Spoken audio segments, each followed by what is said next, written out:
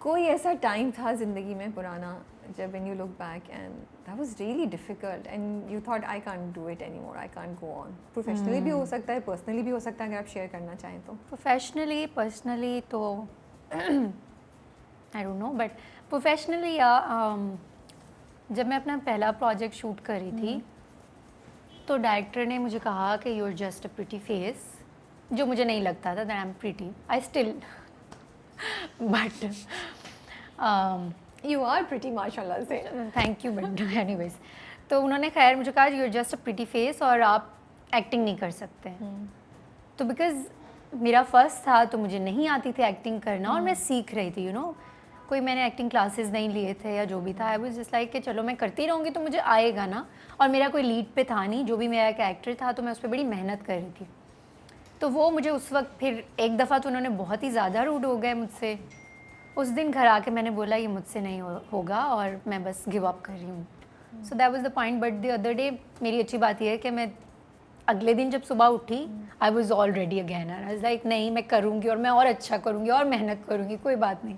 So yeah, that was the point. But how does it happen? इतनी because सबके सामने डांट खाना और ये सुनना कि आप में टैलेंट नहीं है, बस आप अच्छी शक्ल की इसलिए आपको आगे यू नो ये चांस मिल गया something, it affects you and you question. तो फिर पूरी रात में ऐसा क्या थॉट प्रोसेस चलता है जिससे आप सुबह हिम्मत कर लेते हैं? आई थिंक जब भी हम गिरते हैं तो हमें संभालने के लिए किसी और से ज़्यादा हमें अपनी ज़रूरत पड़ती है. यू नो, जब इंसान खुद को खुद संभालना सीख जाता है ना तो वो उसके बाद वो जितनी बार भी गिरे वो दोबारा उठता है. तो वो मेरा फर्स्ट लर्निंग टाइम था कि मैं सीख रही थी ये सारी बातें. तो उन्होंने जब बोला तो मैं बहुत अपसेट हो गई थी और घर आके बहुत रोई भी. और मैंने कहा मैंने ये नहीं करना है और लोग क्यों ऐसे बोल रहे हैं. बट यू नो फिर कहीं ना कहीं मुझे शौक भी था and you know I was like he was right actually, maybe I am not doing good और मैं उतना अच्छा एक्ट नहीं कर पा रही हूँ और वो जो चाह रहे हैं मुझसे मैं वो उन्हें नहीं यू नो परफॉर्म करके दे पा रही हूँ. तो मे बी वो इस वजह से कह रहे हैं. बट नेक्स्ट डे मैंने सोचा कि चलो मैं अच्छा करूँगी और I make him happy at least my director कि चलो ठीक है शी इज़ डूइंग गुड. सो वो मैंने फिर धीरे धीरे करके, उसके बाद भी मुझे डांट पड़ती रही. ऐसा नहीं कि नेक्स्ट मॉर्निंग गई और मैंने बहुत अच्छा कोई सीन, नहीं, अगले दिन भी मुझे डांट पड़ी. बट वो मैंने माइंड में बना लिया था कि इट्स ओके मैं सीख लूँगी. So basically you are somebody जो एकदम से रिएक्ट करती है बट देन फिर काम डाउन होके you logically sort this out in your mind. And I think this was such a great thing Anmol because you chose के instead of thinking कि यार मैं सही हूँ ये सब गलत है, यू चोज टू सी कि अच्छा मैं maybe there is क्या इम्प्रूवमेंट हो सकती है. maybe there is something substance in and he was so right because मैं क्यों बोलूँ because I was very new. और एक्टिंग तो यू नो आप कभी भी नहीं कह सकते कि आपको आ गई है. लाइक टिल टुडे मैं नहीं कहती कि मुझे एक्टिंग आ गई है. And I try to learn लोगों को देखकर, यू नो अपनी सीनियर्स सीख कर या इधर उधर जो भी होता है. तो उस वक्त तो बिल्कुल भी नहीं आती थी ना, कैमरे के आगे भी नहीं खड़े होने आता था. तो ऑब्वियसली उनको भी अपने प्रोजेक्ट की फिक्र थी. उन्होंने कहा, मैंने फिर उसकी पॉजिटिव साइड देखी कि चलो यार मैं सीखती हूँ, मैं और कोशिश करती हूँ. How do you prepare for your role? कैसे रोल को प्रिपेयर करने का प्रोसेस क्या होता है? स्क्रिप्ट आ गया आपके पास, आपने खोल लिया, पढ़ लिया, अब आपको पता है ये लड़की है. तो what's the first step that you do? मुझे लगता है बेसिकली फर्स्ट जो होता है ना, पहले तो राइटर ने जो लिख दिया होता है ना वो ही एक कैरेक्टर बना हुआ होता है. बेसिकली राइटर अपने हिसाब से कैरेक्टर देखता है, डायरेक्टर अपने हिसाब से देखता है एंड देन एक्टर वो अपने हिसाब से देखता है. वो तीन चीज़ों को एक्टर को मर्ज करना होता है. तो मैं तो जब कोई स्क्रिप्ट आता है तो पहले मैं कोशिश करती हूँ कि मैं राइटर से कॉल पे बात करूँ. अच्छा, कि वो यस. एंड देन डायरेक्टर से मैं पूरी मीटिंग्स करती हूँ, उनके साथ बैठती हूँ, सुनती हूँ कि बेसिकली वो क्या रहे हैं. मैं उन्हें नहीं बताती कि मैं क्या सोच रही हूँ. पहले मेरा ये होता है कि आप क्या चाह रहे हैं, आप इस कैरेक्टर से क्या चाह रहे हैं, क्या टोन चाह रहे हैं, या यू नो आप चाह रहे हैं कि ये लड़की किस तरह जाएगी. फिर उनसे जब आइडिया ले लेती हूँ उसके बाद फिर मैं अपना सोचती हूँ कि अब मैं इसमें क्या कर सकती हूँ.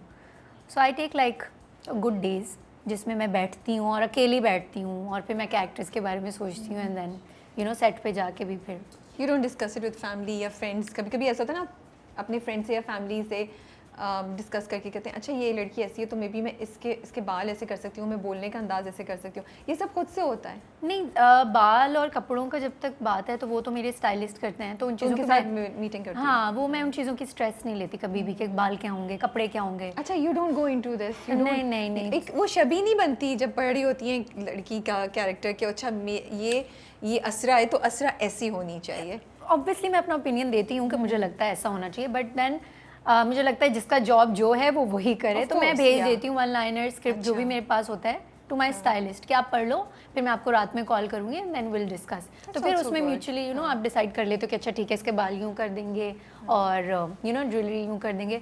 और फिर जब आप वो पूरा उस कैरेक्टर में आ जाते हो ना, उस हेयर और मेकअप और ड्रेस एंड यू नो, और जो फैमिली आपके इर्द गिर्द वो जो कैरेक्टर्स होते हैं, सो नेचुरली आप वो कैरेक्टर बन जाते हो।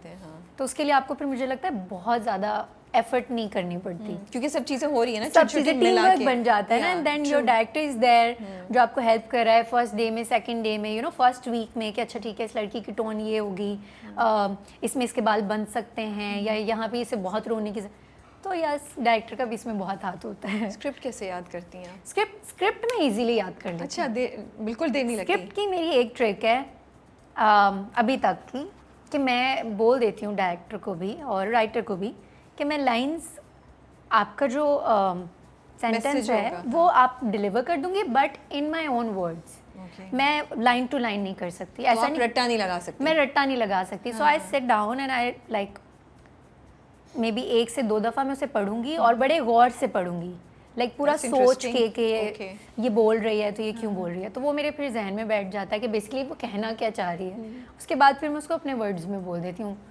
जितनी बड़ी ज़्यादा लाइंस होती है ना मेरे लिए उतना इजी होता है, जो छोटी छोटी लाइंस होती हैं ना कि जहाँ पे बोलना है जी अच्छा, तो वहाँ मैं भूल जाती हूँ।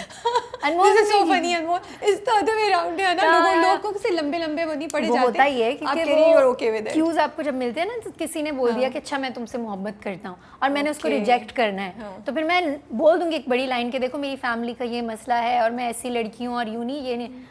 अब अगर कोई मुझे बोल देना कि नहीं इस पे सिर्फ बोलना है कि नहीं मैं आपसे मोहब्बत नहीं करती, मैं नहीं बोल पाऊंगी, मैं भूल जाएगा अच्छा क्या बोलना है सर, क्या बोलना है, ये बोलना है, इतनी सी लाइन है। तो सो फिर एक्चुअली आप एक लाइन को 2-3 लाइनों में कन्वर्ट कर देती हूँ और मैं उसको और क्लियर करती हूँ कि अच्छा है, वो ज़्यादा अच्छे से डिलीवर जाता है। वैसे भी हम जैसे अस्रा की कैरेक्टर के बारे में हम बात कर रहे थे, आप कह रही थी कि बहुत दफ़ा आजकल ऐसी लड़कियां भी हैं जो इतनी इतनी ज़्यादा कॉन्फिडेंट या उनको इतनी क्लैरिटी नहीं होती, वो मोहब्बत में हो जाते हैं। हाँ। लेकिन अनमोल मुझे तो लगता है जब कोई इंसान प्यार करता है ना तो आप वो कहते हैं प्यार में अंदर हो ही जाते हैं। बहुत दफ़ा आपको चीज़ें नहीं नजर आती हैं and you because you love और like that person so much that you want to see those things, आप वो जो आजकल जैसे हम कहते हैं रेड फ्लैग्स वो आप इग्नोर कर देते हैं, नजर आ भी रहे हो। तो ये प्रोजेक्ट इसीलिए तो है कि जो लड़कियां प्यार में सिर्फ गुड लुक्स पे या एक पर्सनालिटी या जो भी आप देख के आप बोलते हो कि यार ये सही है यू नो, और आप सिर्फ उस प्यार में अंधे होकर आप शादी कर लेते हो,